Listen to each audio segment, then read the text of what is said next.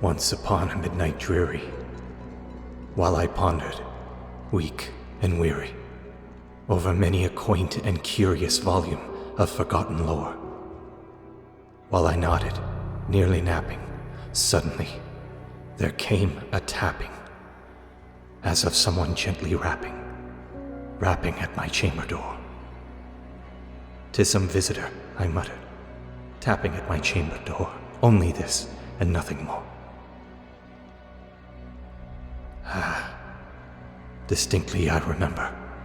It was in the bleak December, and each separate dying ember wrought its ghost upon the floor. Eagerly, I wished the morrow. Vainly, I had sought to borrow from my books a crease of sorrow. Sorrow for the lost Lenore. For the rare and radiant maiden whom the angels name Lenore, nameless here, forevermore. And the silken, sad, uncertain rustling of each purple curtain thrilled me, filled me with fantastic terrors never felt before. So that now, to still the beating of my heart, I stood repeating, "'Tis some visitor entreating entrance at my chamber door.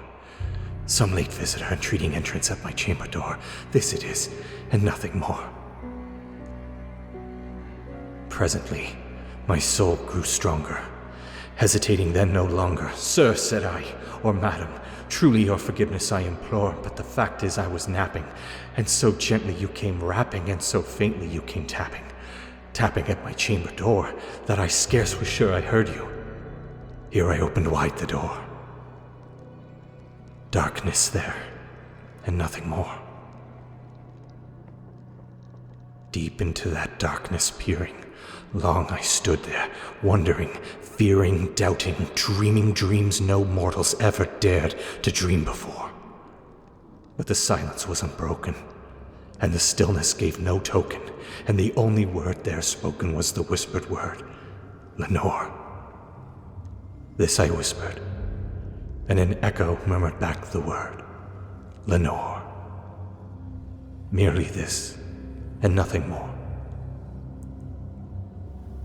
Back into the chamber turning, all my soul within me burning, soon again I heard a tapping, somewhat louder than before. "Surely," said I, "surely that is something at my window lattice. Let me see then what thereat is, and this mystery explore. Let my heart be still a moment, and let this mystery explore. 'Tis the wind, and nothing more." Open here I flung the shutter, when with many a flirt and flutter in there stepped a stately raven of the saintly days of yore. Not the least obeisance made he, not a minute stopped or stayed he, but with mien of lord or lady perched above my chamber door, perched upon a bust of Pallas just above my chamber door, perched and sat, and nothing more. Then this ebony bird beguiling my sad fancy into smiling, by the grave and stern decorum of the countenance it wore. "Though thy crest be shorn and shaven, thou," I said, "art sure no craven. Ghastly grim and ancient raven wandering from the nightly shore, tell me what thy lordly name is on the night's Plutonian shore." Quoth the raven, "Nevermore."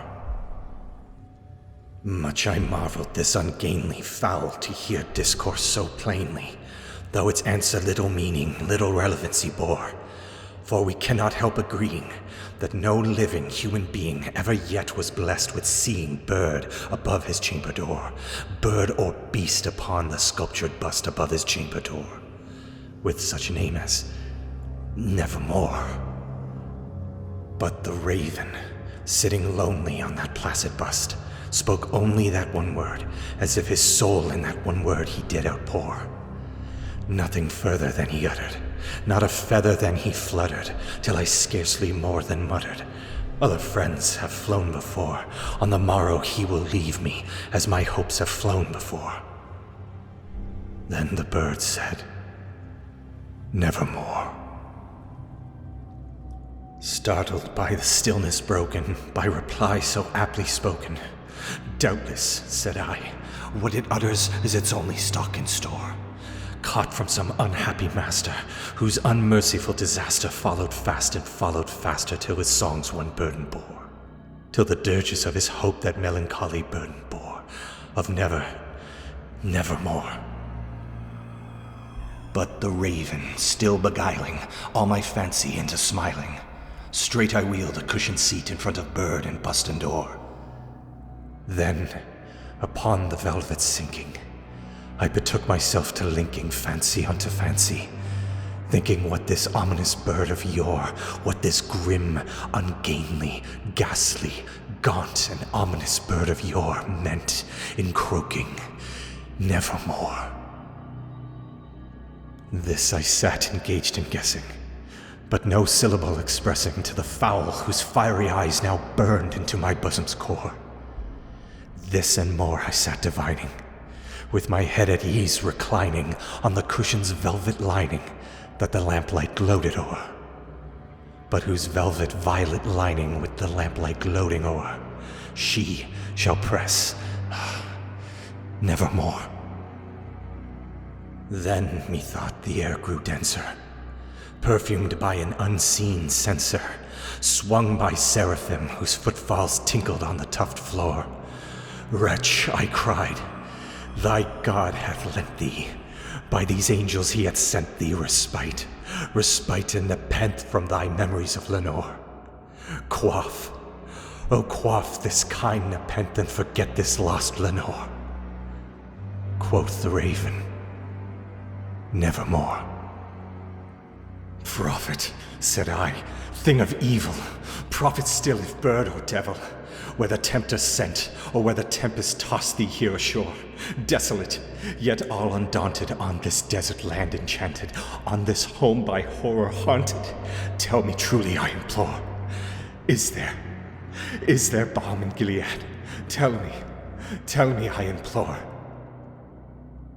Quoth the raven, nevermore. Prophet, said I, thing of evil, prophet still if bird or devil, by that heaven that bends above us, by that God we both adore, tell this soul with sorrow laden if, within the distant Aidenn, it shall clasp a Satan maiden, whom the angels name Lenore, clasp a rare and radiant maiden, whom the angels name Lenore. Quoth the raven, nevermore. Ah, be that word our sign of parting, bird or fiend, I shrieked upstarting. Get thee back into the tempest and the night's Plutonian shore. Leave no black plume as a token of that lie thy soul had spoken. Leave my loneliness unbroken. Quit the bust above my door. Take thy beak from out my heart, and take thy form from off my door. Quoth the raven, nevermore. And the raven, never flitting, still is sitting on the pallid bust of Pallas just above my chamber door. And his eyes have all the seeming of a demon's that is dreaming, and the lamplight o'er him streaming throws his shadow on the floor. And my soul from out that shadow that lies floating on the floor shall be lifted, nevermore.